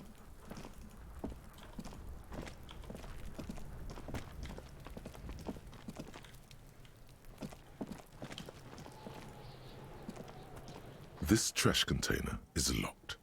The sliding lid has a padlock that says there's something in there, not necessarily connected to the case, but still. The body is downwind from here. Maybe you prefer the smell of garbage to the smell of death. Trash, food waste from the cafeteria. They lock these containers to keep the derelicts from flocking in. Could be evidence too. Okay, so let's just think about this for a second. Hold on. So we have to... Okay, we're going to talk a little bit about amnesia, all right?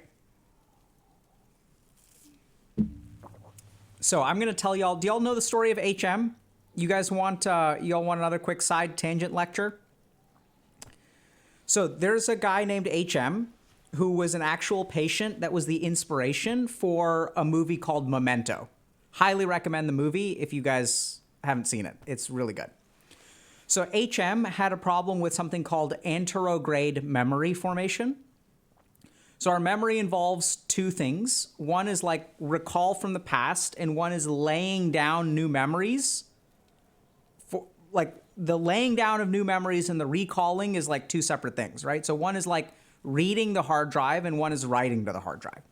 So HM had an anterograde memory problem, which means that he could not form new memories. So like from the up until the point of his accident, he remembered everything perfectly. So if I'm 30 years old when I get the accident and I have no anterograde memory, I remember everything prior to 30. The problem is 10 years from now, what I remember as yesterday was like when I was a 30-year-old, okay? So it's like time stops for people who can't lay down new anterograde memory. The interesting thing is that people, doctors did experiments with HM where they discovered that learning is like, there are different kinds of learning. So one of the experiments they did with HM was that they would tell him to hit they gave him like three, I forget exactly what the experiment was, but it was something like there were like three colored buttons. There's like a green button, a blue button, and a red button. And what would happen is if he hit the red button, he would get a mild shock. And so like over time, at the beginning, he'd hit them randomly and he would have no idea because he has no memory, right? But over time, what started to happen is he started to have an aversion for hitting the red button. So like the doctors would ask him please push one of the buttons. He's like, I don't want to. And they'd say like, why not? And then he's like, I don't know. I feel like I can hit the green or the blue one, but I don't want to touch the red one. And so the interesting thing is that like the way that our body learns is we have more learning capacities than just our anterograde memory. And yeah, it's like some weeb supremacy saying the body remembers. And so when I hear something like this, I'm thinking an HM sort of thing. So now I'm wondering like, were we one of the 7 people? Do we walk with a limp? Where are our shoes? It's really interesting because I'm wondering whether, so this person seems to have a problem with retrograde memory, which is what we usually think of as amnesia. So this is the kind of thing where it's like, I don't remember what happened before, but if we have these weird feelings, either we're psychic, right? Or our brain is like remembering things that we're not consciously aware of. So you also see this kind of thing with like trauma, where when we suppress memories, there's some part of our brain that knows what's going on, but it never rises to the level of like conscious representation. So we're going to click. What do you mean? We're going to trust our instincts.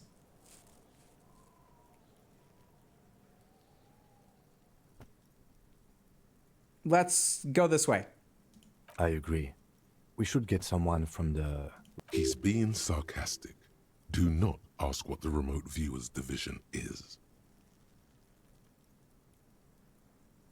All the detectives from all the precincts who experience extrasensory perception. It's remarkable how he can keep a straight face. Take note. The lieutenant is well versed. So this is super interesting. Many of the things he says could. So this reminds me of... we teach about this concept on stream. Let me just think about how to... So this is like a confirmation bias kind of thing, where it's like, once we feel that someone is making fun of us, even their reassurances, we'll think they're like making fun of us, right? Like once we believe something about someone, like if we think that like people are making fun of us, like even if they try to reassure us, it'll have kind of the opposite effect. So it's really interesting, but this tells me that, maybe the guy's being sarcastic, but Kim doesn't really seem very sarcastic, but there's a part of our mind that is telling us that he's making fun of you because we're afraid of being made fun of. So we're sort of almost like projecting our insecurities onto him.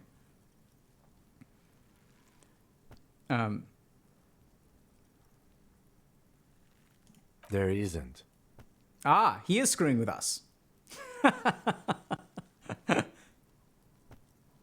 We should still access this container. There may be evidence in there. We could try using a pry bar. There's one in my motor carriage, or we could ask for a key from the manager of the Whirling in Rags. He probably has one. He might also have information.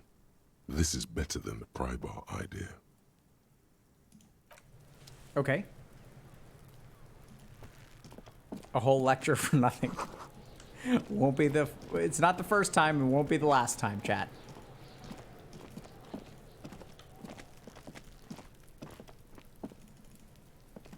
I want to fucking walk faster. What is...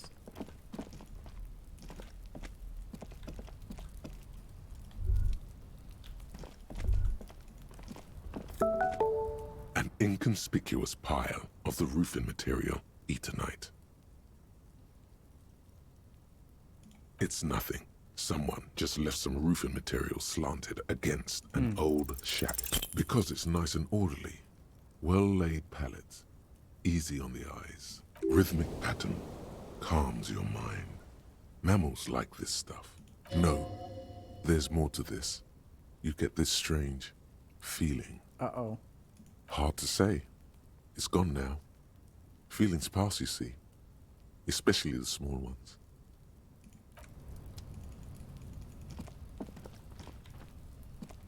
How do I click this thing, though? Click it.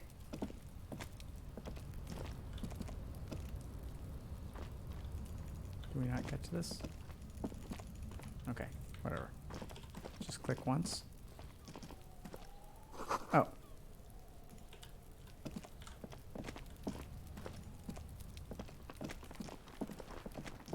Wow, where's our dude going? Run, Forrest, run! Hey, is 7.31 out, by the way? Oh, hold on a second. The RCM in Martinez. What can I help you with?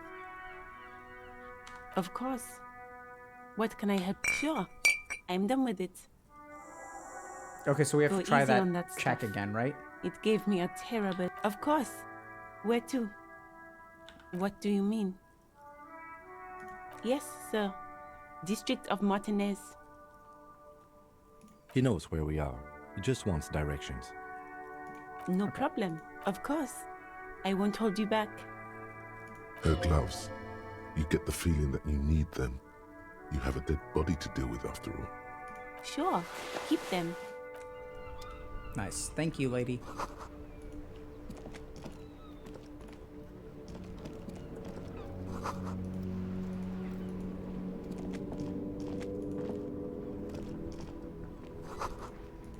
Okay, so that's interesting. So when we're reading signs and stuff, we like don't walk up to them.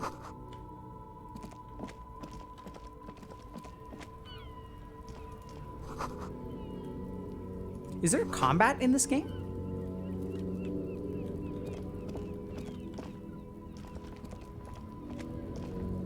Welcome to Rivachol.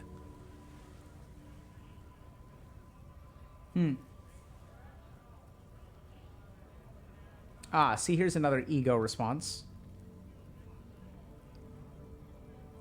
Don't you welcome to Revachol me. My grandfather came here from a 3,000-year-old racist isolationist culture. Every school of thought and government has failed in the city, but I love it nonetheless. It belongs to me as much as it belongs to you. It's men like you who keep Revachol divided, making it that much harder for everyone to climb out of this post-war limbo. What he means is, fixation on the Revacholian nation makes it harder for Revachol to actually attain self-determination.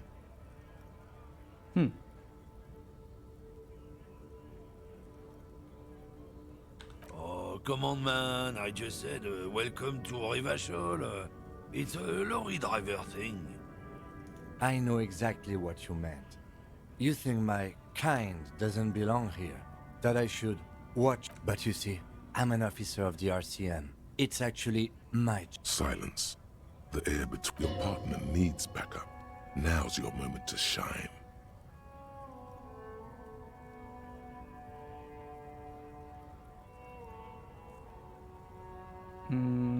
I think we go. You two make a cute couple. You know... The lieutenant exhales and resumes his regular calmness. Whatever you say. Fucking A, buddy. officers. You could ask him to show you the soles of his boots. He definitely looks like someone capable of a lynching. Maybe he was present. Oh, not much anymore. I'm here to pick up some cargo, but the dock workers are on strike, so it's a sit and wait on your ass situation. Apples? Apples is exactly the kind of thing you'd say if you had something to hide. Look, as detective. I come from a long line of lorrymen. We got... Oh, I'm here to pick up a load of fucking apples. Damn, you're not gonna get more out of him on this. He's put up the wall of racism.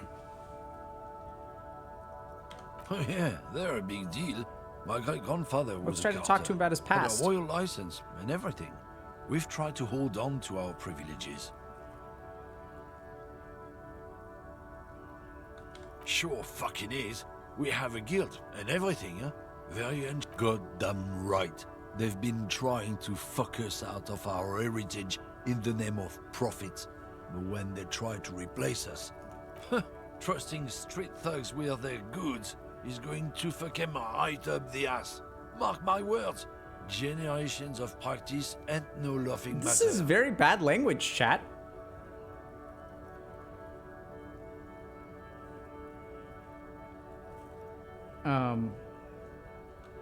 Been admiring the stompers, huh? On the bottom of the man's boots, you see an intricate tangle of treads with no immediately discernible pattern. Remember, we're looking for a taxi driver, right? It's Revachol. Custom made. Cost me a pretty bit for when the invasion comes. The last thing they'll see before the lights go out is illustrious Revachol. It doesn't look like the lieutenant cares. He just makes a little note.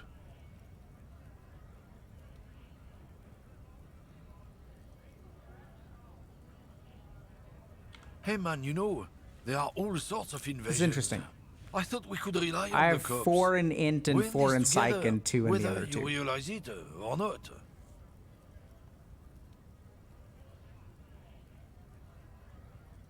It's about biological determinism. Not the most popular topic nowadays, with a coalition in charge, you know. You might want to change the topic. That is, bury your head under the sand like common sheep. Oh no, sheeples.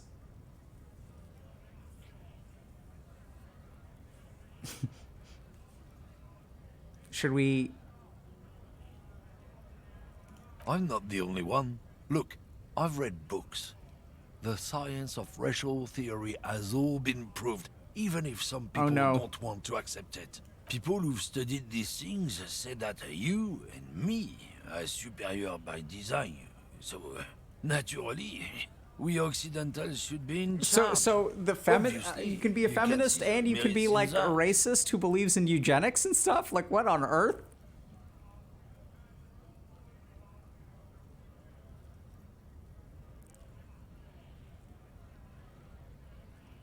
So, lately we Occidentals have experienced an unfortunate downturn when members of the problem? The damn kips are showing a real good game lately. Same with the mosquitoes.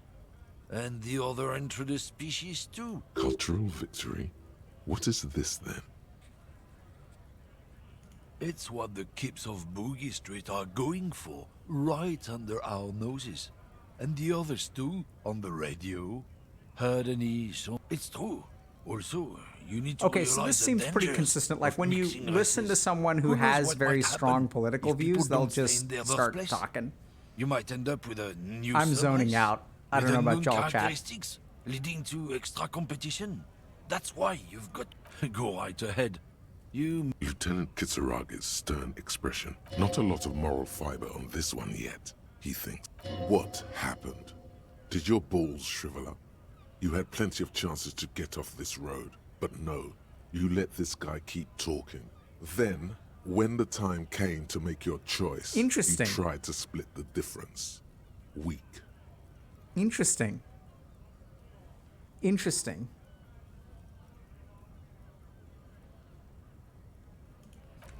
Alright, whatever. Okay, let's go around to the back. And what do we may have to wrap up soon, chat. Oh god, it's 2:30 already? Holy crap. Okay, we gotta wrap up like nowsies. I'm like half an hour late. Can we save? Quick save. Okay. So, we're gonna have to wrap up. I've got a meeting right now, actually. So, well, that was interesting. I guess, I don't know how far we got in the actual game. Like, what? I don't know if we got anywhere. But, yeah. So we did some cool stuff today. And I think we're already, since I'm already running late, like 2%, sounds about right. So we'll maybe pick up at some point, but I'd love to play Elden Ring or Lost Ark. I do think, though, that, so what I love about, so someone suggested Disco Elysium. What I love about it is, like, it's a cool game. I didn't expect to lecture about Brian Charnley during the 1 to 2%. So this is where, if we're going to take tangents with lectures and stuff, like, that's cool, but it may take us a while, right? So if we're 1%, we're talking about 100 streams, and we stream 3 days a week. So we're talking about 30 weeks. So theoretically, this playthrough could take us like half a year. And I'm not sure that we want to do that. But we'll definitely do, we'll like do stuff. So let me think about it. Y'all tell us what y'all want us to do, and we'll, it's cool. Like, I still feel good about it, because I did feel like it's a good opportunity to share some information, and we can learn stuff about psychotic disorders. Cool. But we'll do that, and we can raid Joe Mama. Seriously, who are we raiding though? I gotta like bounce, chat. Healthy gamers should game. Okay, we will. I thought the tie was great. I'm tempted to go get one of my ties next time. We'll wear a tie when we raid Gork. Will you read 7.31? Hell yeah. I don't know if I'm gonna... We can raid Gork in honor of Doters. Iron Mouse? We'll raid Gorp. Okay. We'll see y'all hopefully on Friday. Stay tuned to socials and stuff, and we'll try to set up maybe Elden Ring, or I don't know exactly what we're going to do, but we'll see y'all in a bit. Take care. Bye.